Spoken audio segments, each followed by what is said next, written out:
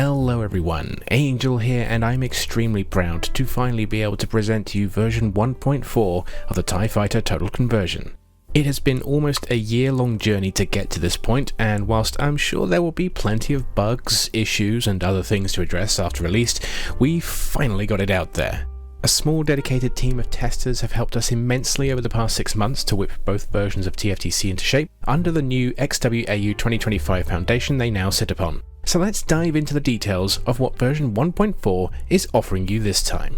First off, one of the big reasons this has taken so long was due to us having to rebuild TFTC onto XWAU 2025 from scratch, and to do it twice. You see, TFTC is no longer a single downloadable mod anymore. We've now separated TFTC Classic and Reimagined into their own separate installers, meaning they can now be played on separate installs without any risk of cross-gameplay issues due to wrong files being swapped. The Palpatine converter tool has been discontinued as it's no longer needed, of course.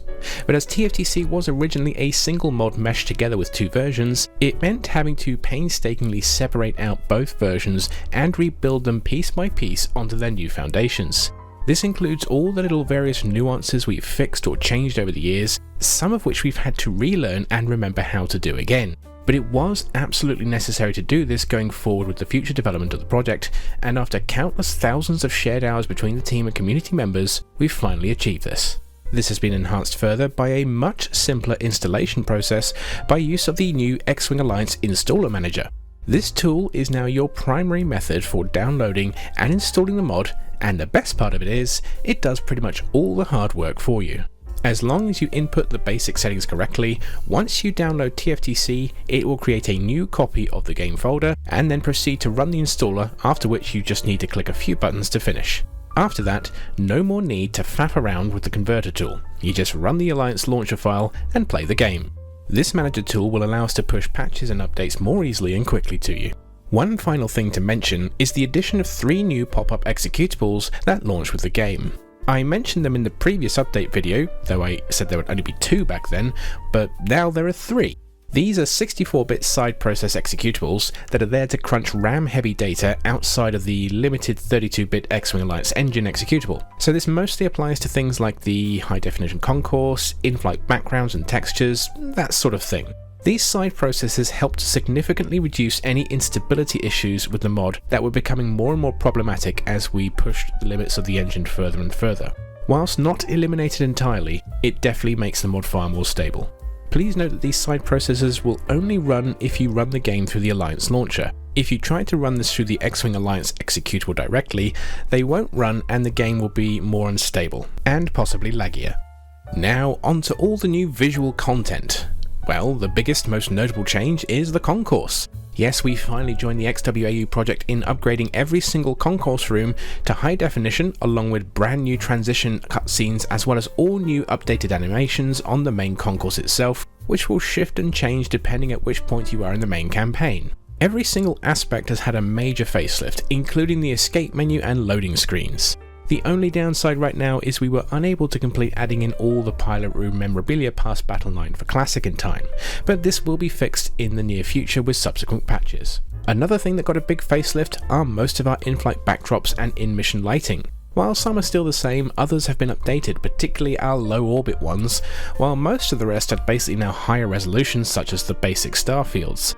This is thanks to a new skybox rendering method introduced to the engine via XWAU 2025 a few months ago that almost completely replaces the in-editor placed backdrops and also removes an old vanilla issue with various skybox images appearing to jitter or jump about when you're flying about, which can be distracting. This new method also allows for more subtle ambient light control, making some missions more moodier with darker lighting for example, while others are brighter. On to gameplay updates. I'll start with Classic first. Since version 1.0, TFTC Classic hasn't had a whole lot of updates done to it besides trying to fix and balance things as best we could at the time, at least not compared to the focus on Reimagined. Mostly, it's simply benefited from any visual updates and fixes that also benefit Reimagined. Version 1.4 represents the biggest major overhaul of Classic since we first released TFTC. Primarily, this is because we have now made some significant changes to weapon behaviour to match the original TIE Fighter as closely as possible. Your laser speeds are now much slower moving and firing. All classic specific starships and stations have had their turret layouts meticulously recreated to match the original and behave in as close a fashion as possible. Each laser now has a more defined appearance to let you know what a standard laser and what a turbo laser is when you're being shot at. We even restricted the amount of projectiles being spawned due to how this can adversely affect the balance of some missions. And the best part is that all of this stuff you can change during install. Yes, you can just have the vanilla X-Wing Alliance laser speeds, you can link your lasers and ions together, and you can have a much bigger projectile limit if you want. We like to give you the choice of how you like to play, even if this does potentially make Classic more difficult. But this basically means Classic should play a whole lot differently than when you last played it, and based on feedback I've had, it seems to be even closer now to the original in feel and presentation. It will never be perfect, of course. As long as the Secret Order interactions remain outside of being a possibility, this will always be the biggest change in gameplay over the original game. But fear not, there's always TFVM on the horizon, which is the TIE Fighter version of XWVM, and when that comes out, it will supersede TFTC Classic as the closest experience to the original game in form and presentation, and we will celebrate this. On to Reimagined. Well, I'm afraid, whilst I still haven't finished any of the remaining campaigns yet, sorry about that, there have been significant updates to the current Reimagined campaign, including one brand new mission that replaces Battle 3 Mission 4, as well as about a third of the campaign receiving a significant revamp or even rebuild from scratch of certain missions. Much of the rest of the campaign has also had tweaks and edits, taking advantage of the newer tools we've gained in the last year or two. Another new feature is the ability to choose which craft you can fly in during the campaign mode. Where appropriate, in some missions, your default craft will have other craft options. For example, if you're launching from a Star Destroyer as a gunboat, you might also have the option to launch as a TIE Fighter, Interceptor or Bomber. But where you need to hyperspace somewhere, well, you won't get any non-hyperspace capable craft as options to fly. You know, where it makes sense. Another new addition is an Easy Mode feature for players when selecting the Easy difficulty. When selected, any campaign-flown ships will receive generous buffs to their health, damage, speed and maneuverability, with the hope and intent that it will make the missions being flown significantly easier without having to resort to using the in-game cheats. This Easy Mode is not available for Classic, just Reimagined. However, one more new feature which does affect Classic is a new ammo limit feature in the hangar. Previously, you've been able to reload your warheads in the hangar infinitely, allowing an easy way to cheese some missions. No longer. The hangar now contains strict ammo limits for each available warhead on any given mission, meaning more thought will have to be given about your choices.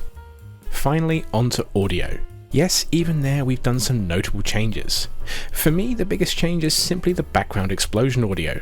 Since its inception, we've been using the standard ambient explosion audio, which is just straight up loud noise with no distinctiveness to it, more like white noise really. This has been now updated with far more punchy flak burst effects, creating what I hope will be a more dynamic and nuanced background ambience whilst you're in the middle of a firefight. Another big update here is the addition of the TIE Fighter Remastered soundtrack by Alexei Savelyev.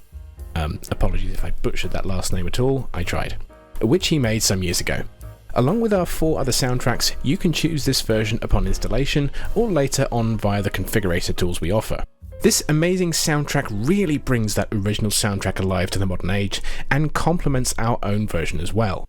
We've also added a 6th soundtrack option, which is just to be able to use the vanilla X-Wing Alliance soundtrack, which is more the standard John Williams Star Wars fare. So be wary of using that if you ever intend to stream TFTC, because you may get copy-wronged. So much to go through, and I feel I haven't even covered everything. I guess one final thing I've worked hard on is to do a massive update to all our backend code, so it includes much more detailed comments and documentation of what all the various bits of code we've implemented over the years do. I really want other modders to be able to look at the technicalities of our work and be able to create their own campaigns and visions with the plethora of tools that TFTC has pushed over the years for the engine. We want this to be your playground as much as it's ours. So, there we go. A huge update, and I'm really looking forward to seeing and hearing all the feedback for it. But what now for the future?